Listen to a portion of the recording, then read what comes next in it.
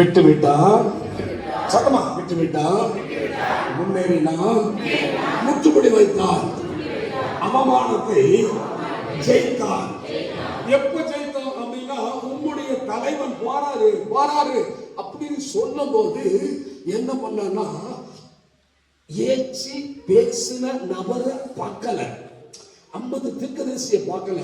அவன் பார்த்த ஒன்றே ஒன்று தலைவனை, அவன் பார்த்த ஒன்றே ஒன்று யோர்தான, அவன் பார்த்த ஒன்றே ஒன்று எரிந்து மேலே எழுந்துகிற ரதத்தை.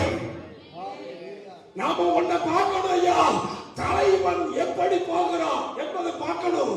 பார்க்கிறது மாத்திரமல்ல, தலைவனுடைய வழியை பின்பற்றுகிறவன் மாத்திரமல்ல, தலைவன் யோர்தான ஜெயித்தான், தடையை ஜெயித்தான், நீயும் தடையை ஜெயிக்கணும்.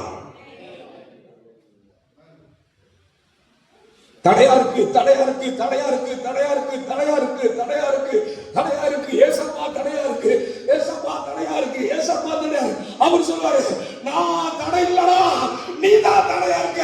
வார்த்தையை மாத்து, வாழ்க்கையை மாத்து, ஜெபத்தில் வா, நீ தடையை உடைப்பார்.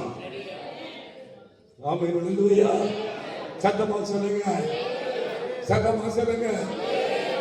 சரி, அவமானத்தை ஜெயிக்க பாவம் செய்த நபரோடு, நிகழ்ந்தவரோடு, சொல்லுங்க, இகழ்ந்தவரோடு உறவு வைக்காதே. ஆமென், அல்லேலூயா. எந்த காலத்திலும் எந்த நேரத்திலும் நன்றியால் உம்மை நான் துதிப்பேன்.